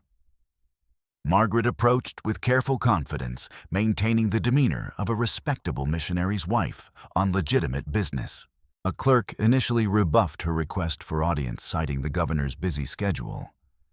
But Margaret persisted with quiet determination, hinting that her information concerned potential unrest that might require military intervention if not addressed promptly. The mention of possible conflict eventually secured her an appointment for later that afternoon. She spent the intervening hours cautiously observing the town from a church pew, the safest public space, where a woman alone would not draw attention. Her nerves stretched taut, with each passing hour, every unfamiliar face triggering momentary panic, every casual glance in her direction seeming pregnant with suspicion. When the appointed time finally arrived, Margaret returned to the governor's residence, her heart pounding so forcefully she feared it might be visible through her borrowed dress. The clerk led her to a wood-paneled study where Governor Edward Wellington, a distinguished man in his 50s with shrewd eyes and a carefully trimmed beard, waited behind an imposing desk. "Mrs. Miller, I understand you have concerns regarding the Shoshone territory." He began formally gesturing for her to be seated. Margaret took a deep breath, gambling everything on this moment. "My name is not Sarah Miller, Governor Wellington. I am Margaret Everett, and I have evidence of corruption that reaches from the Wyoming territory all the way to officials at Fort Laramie." The governor's expression shifted from polite interest to sharp attention. Before he could respond, Margaret withdrew the ledger from her basket, placing it carefully on his desk. "This belongs to Silas Blackwood, a merchant who has been systematically stealing Lakota lands through fraudulent treaties, bribes, and violence. Every transaction is recorded here, including payments to government officials who helped facilitate his crimes." Wellington's face remained carefully neutral as he opened the ledger, but Margaret could see his eyes widening slightly as he scanned the first pages. He looked up at her with new assessment in his gaze. "Miss Everett, Are you aware that there are wanted posters with your name and description circulating in several counties? You're accused of theft and potentially treason. Margaret met his gaze steadily. False accusations by Blackwood to silence me after I discovered this ledger. He had me bound to a tree in the Badlands to die of exposure. Yet here you sit, Wellington observed dryly. I was saved by a Lakota warrior named Rising Sun, whose people's lands are documented in that book as Blackwood's next targets. She leaned forward earnestly. Governor, everything I've told you can be verified. The names, dates, and transactions in that ledger provide all the evidence you need. Wellington studied her for a long moment, before turning his attention back to the ledger, methodically examining page after page. The silence stretched painfully as Margaret waited, aware that her fate and that of the Lakota people hung on this man's judgment. Finally, Wellington closed the book, his expression grave. If these records are authentic, and I have no reason yet to doubt they are, this represents one of the most extensive corruption schemes I've encountered in 20 years of public service. Hope flared in Margaret's chest, but the governor wasn't finished. However, taking action against a man of Blackwood's influence requires careful consideration. There are political ramifications, Miss Everett, that extend beyond simple justice. Margaret felt the hope curdling into bitter disappointment. This was the moment she had feared, bureaucratic caution overriding moral imperative, political expedience trumping justice. There are also ramifications to inaction, Governor. She countered, her voice steady despite her churning emotions. The continuing theft of lands rightfully belonging to the Lakota. The corruption of government officials sworn to uphold the law. And the message sent that wealth and power place certain men beyond accountability. She withdrew a second item from her basket. The small, partially burned doll Rising Sun had recovered from the ashes of his people's camp. Blackwood's men burned a Lakota summer camp to the ground a week ago. By providence, the people escaped. But this could have been a child's grave marker instead of just a ruined toy. She placed it gently beside the ledger. The next time, we might not be discussing lost property, but lost lives. Something shifted in Wellington's expression, a flicker of genuine concern breaking through the political calculation.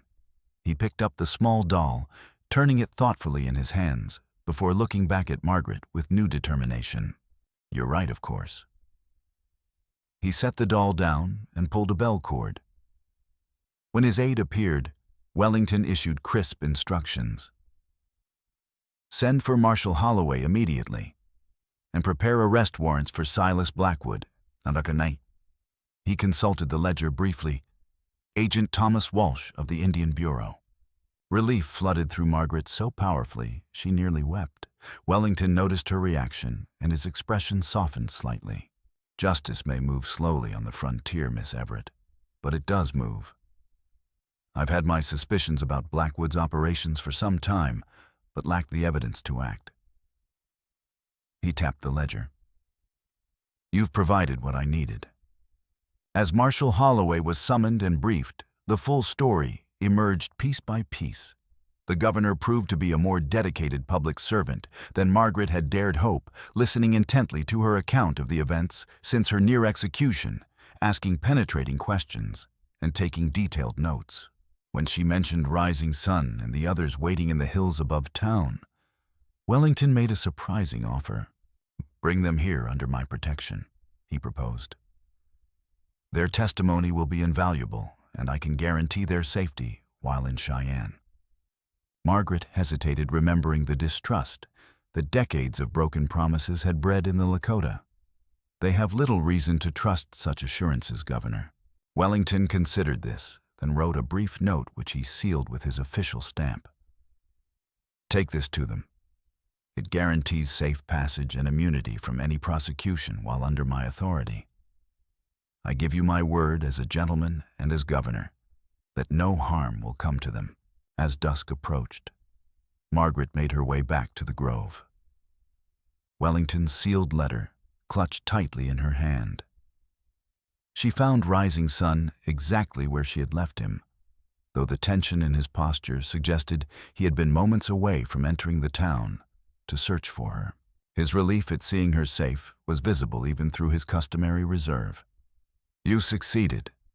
he asked immediately. Margaret nodded, her exhaustion suddenly overwhelming now that the immediate danger had passed. "The governor believes us. He's issued arrest warrants for Blackwood and Walsh." She handed him Wellington's sealed letter. "And he's offered protection for all of you if you'll come testify." Rising Sun broke the seal, studying the governor's carefully worded guarantee with understandable skepticism.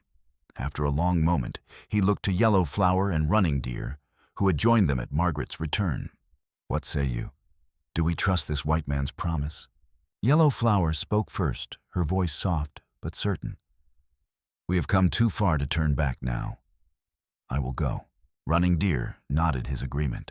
"If our words can help secure our people's lands, we must speak them where they will be heard." Rising Sun studied the letter once more before folding it carefully. "Then we go together." He turned to Margaret, something unspoken passing between them. "All of us." The next morning found them in Governor Wellington's office, an unprecedented gathering. A territorial governor, 3 Lakota, and a woman once condemned as a thief, now the key to unraveling a web of corruption that stretched across the Wyoming territory. Wellington listened with unwavering attention as each told their part of the story, from Rising Sun's discovery of Margaret bound to the juniper tree to their desperate race to Cheyenne. When they finished, the governor's expression was grave but determined. "Justice may be delayed, but it will not be denied. Marshal Holloway has already dispatched riders to intercept Walsh before he reaches Fort Laramie, and to arrest Blackwood if he survived your avalanche." He turned specifically to Rising Sun. "As for the lands illegally taken from your people, I cannot promise immediate restoration. The territorial courts must review each transaction, and there will be resistance from those who believe they purchased the land legally." His expression softened slightly. "But I can promise that the process will begin, and that your people's claims will be heard fairly." Rising Sun inclined his head, neither fully accepting nor rejecting the governor's words, a realistic acknowledgement of promises made, but not yet fulfilled. Margaret found herself studying Wellington's face, searching for signs of the political calculation she had glimpsed earlier. Instead, she saw something unexpected. Genuine determination to right a wrong once it had been irrefutably exposed. What happens now? She asked the practical question that had haunted her since their arrival. Wellington leaned back in his chair, considering. "Justice must take its course. There will be trials testimony required from all of you. The territorial courts move slowly, but they do move." He looked directly at Margaret. "In the meantime, your name will be cleared publicly, Miss Everett, and arrangements made for compensation for your ordeal." The formality of his words struck Margaret suddenly as absurd. Compensation? What price could be placed on days spent dying of exposure, on weeks fleeing for her life, on the transformation she had undergone from simple seamstress to fugitive, to unlikely bridge between two worlds? "I don't want compensation," she said firmly. "What I want is to help ensure this never happens again, that the promises made to the Lakota people are kept, that the corruption exposed in that ledger is thoroughly rooted out." Wellington raised an eyebrow, studying her with new interest. "That's an admirable sentiment. But how exactly do you propose to accomplish it?" It was Rising Sun who answered, stepping forward to stand beside Margaret. "By standing between worlds," he said with quiet certainty. "By being voices that speak truth to both sides." Yellow Flower added her perspective. "Our people need advocates who understand the white man's laws, but respect our ways. And your people need to hear our truth from those they will listen to." The governor looked between them, understanding dawning in his eyes, as he recognized something deeper than political alliance in their united front. "You propose to work together, then? As what, intermediaries, translators of culture as well as language?" As builders of a new path, Margaret replied simply. One that honors both traditions while creating something neither could achieve alone. Wellington was silent for a long moment, absorbing the implications of their proposal. Finally, he nodded slowly. An unprecedented approach, but these are unprecedented times. He rose from his desk, decision made. Very well. Once the legal proceedings are concluded, I will appoint you, all of you, as special advisors to my office on Indian affairs. Your first assignment will be documenting the legitimate boundaries of Lakota territory as recognized by the Fort Laramie Treaty and identifying where Blackwood's illegal actions have violated those boundaries.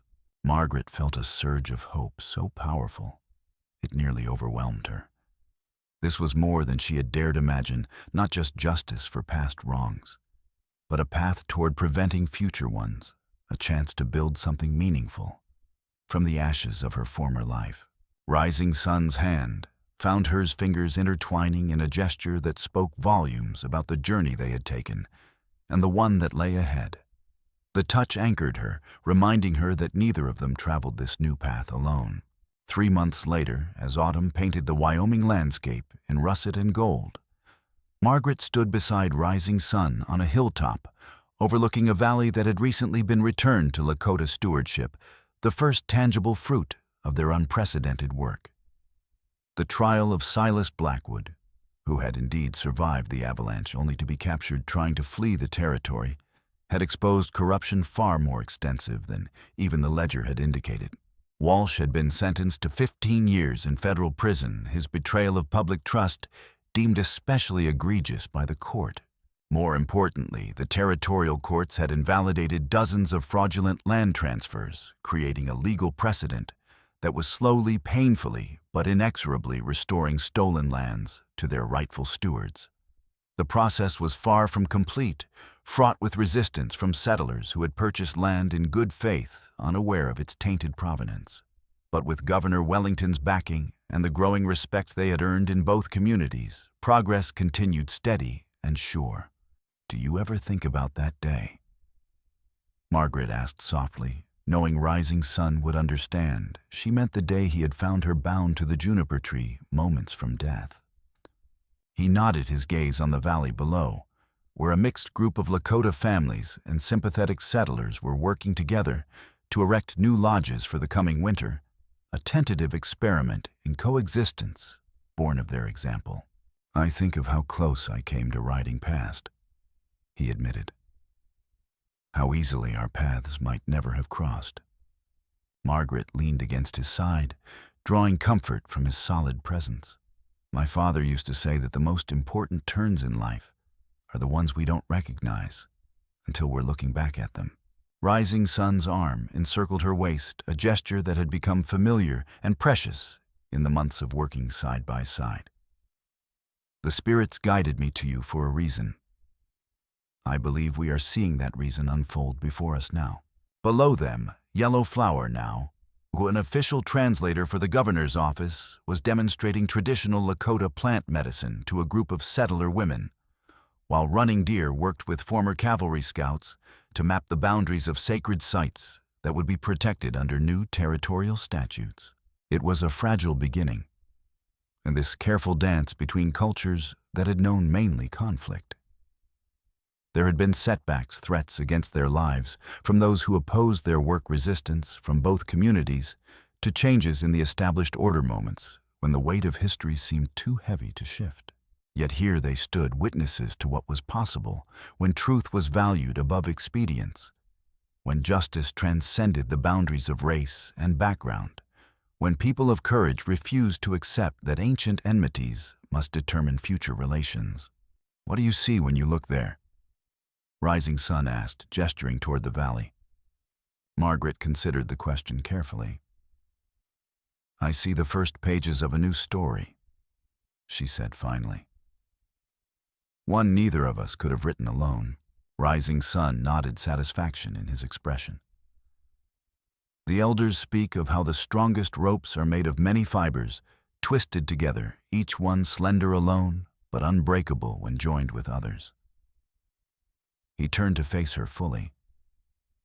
Like our path forward, Margaret met his gaze, seeing in his eyes the same certainty she felt in her heart that whatever challenges lay ahead, they would face them together, standing in the space between worlds, building bridges where others saw only chasm.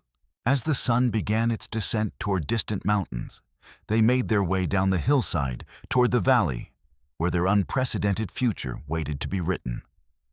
Step by careful step, word by honest word, day by hopeful day.